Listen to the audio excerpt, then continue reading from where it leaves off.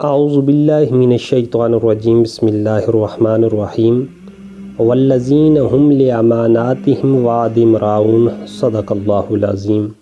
معزز ناظرین السلام علیکم، آپ سب کو میں اپنے یوٹیوب چینل پر خوش آمدید کہتا ہوں۔ امید کرتا ہوں کہ آپ سب خیریت سے ہوں گے۔ اللہ نے قرآن مجید میں مومنین کی دو صفات بیان فرمائی ہیں۔ والذین هم لاماناتهم، فرمایا مومن لوگ وہ ہیں جو اپنی امانتوں کے وعدہم راعون، اور اپنے وعدوں کی وہ کیا کرنے والے ہیں؟ پاسداری کرنے والے ہیں۔ جیسا کہ آپ کو معلوم ہے کہ پوری دنیا میں گزشتہ روز 9 دسمبر کو انٹرنیشنل اینٹی کرپشن ڈے منایا گیا۔ اسی طرح ایک ٹرانسپیرنسی انٹرنیشنل نام کا ایک ادارہ ہے جس نے پاکستان کے بدعنوان ترین جو ادارے ہیں ان کی ایک فہرست شائع کی۔ ان میں پہلے نمبر کے اوپر جو کرپٹ ترین ادارہ ہے وہ انہوں نے پولیس کو قرار دیا۔ دوسرے نمبر کے اوپر کانٹریکٹ اور ٹینڈرنگ کا ادارہ آتا ہے، اور اس کے ساتھ ساتھ تیسرے نمبر کے اوپر پاکستانی عدلیہ کو انہوں نے کرپٹ ترین ادارہ جو ہے وہ ڈکلیئر کیا۔ حضرت عمر فاروق رضی اللہ تعالیٰ عنہ کے دور غنیمت میں ایران فتح ہوتا ہے۔ شاہ ایران کسریٰ کے کنگن اور اس کی تلواریں اور اس کا جو شاہی خزانہ اور بے شمار مال غنیمت مسلمانوں کے سپاہی وہ مدینہ منورہ تک پہنچاتے ہیں، لیکن ایک موتی بھی وہ کام نہیں ہوتا۔ امیر المؤمنین کے سامنے جب یہ چیزیں پیش کی جاتی ہیں تو مجاہدین کی حوصلہ افزائی کے لیے اظہار حیرت کے طور پہ حضرت عمر فاروق رضی اللہ تعالیٰ عنہ ارشاد فرماتے ہیں، فرمایا وہ مجاہدین یقیناً کتنے زیادہ امانت دار اور دیانت دار ہیں کہ جنہوں نے یہ خزانہ بیت المال میں جمع کروایا ہے اور اس میں سے ایک موتی بھی کم نہیں ہوا۔ امیر المؤمنین کی یہ بات سن کر اسی مجلس میں مولا علی کرم اللہ وجہ الکریم بھی بیٹھے تھے۔ آپ نے ارشاد فرمایا، امیر المؤمنین کیونکہ آپ خود دیانت دار ہیں تو اللہ نے آپ کی رعایا کو بھی دیانت دار بنا دیے۔ اگر آپ خود بد دیانت ہوتے یا کرپٹ ہوتے تو پھر یہ آپ کی رعایا یہ بھی کبھی ایمانت دار یا دیانتدار نہیں ہوتی۔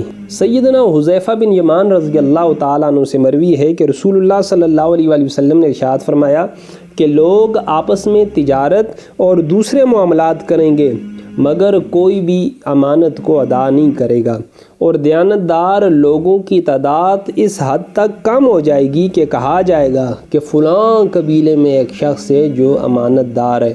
گویا کہ آپ کو امانتیں ادا کرنے والے لوگ خال خال نظر آئیں گے اور بد دیانت لوگ آپ کو ہر جگہ نظر آئیں گے۔ قیامت کی دوسری نشانی جو اللہ کے نبی نے بیان فرمائی وہ نائلوں کو منصب دینا ہے۔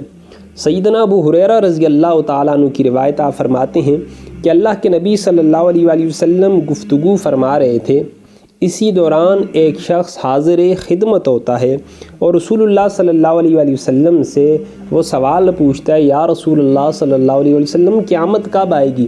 اللہ کے نبی صلی اللہ علیہ وآلہ وسلم اپنی گفتگو جاری رکھتے ہیں اور اپنی گفتگو کو مکمل کرتے ہیں۔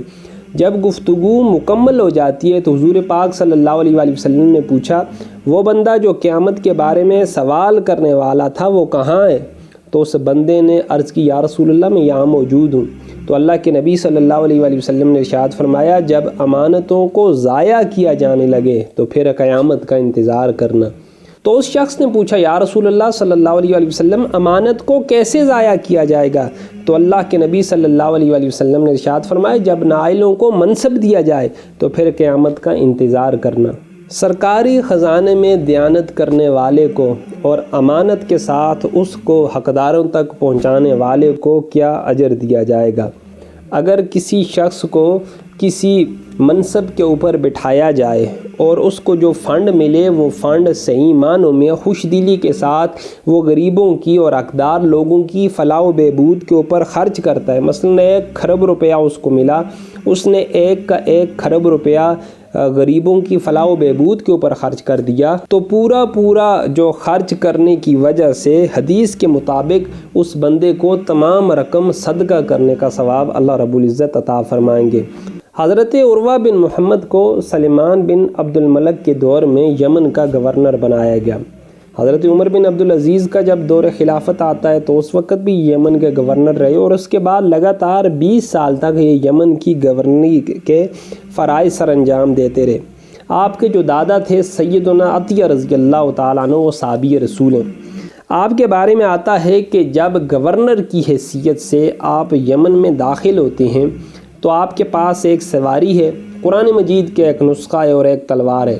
تو آپ نے اعلان کر کے فرمایا، یمن والو سن لو، آج میں بطور گورنر یمن میں تعینات ہوا ہوں۔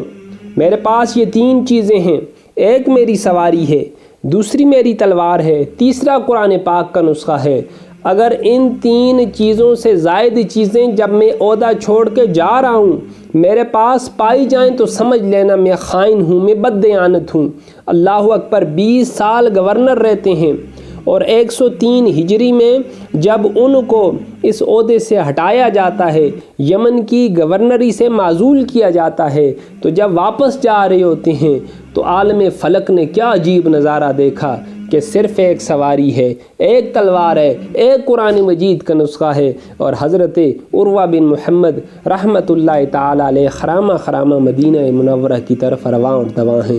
یہ ہمارے اسلاف تھے جنہوں نے ایسی مثالیں ہمارے لیے سیٹل کی ہیں کہ جن کے اوپر عمل کر کے ہم کامیابی حاصل کر سکتے ہیں، کیونکہ قرآن کہتا ہے والذین ہم لاماناتہم وعدہم راعون، کہ جو ایمان والے ہیں نا ان کی پہلی نشانی یہ ہے کہ وہ اپنی امانتوں کی، اور دوسری نشانی یہ ہے کہ وہ اپنے وعدوں کی پوری طرح رعایت اور پاسداری کرنے والے ہیں۔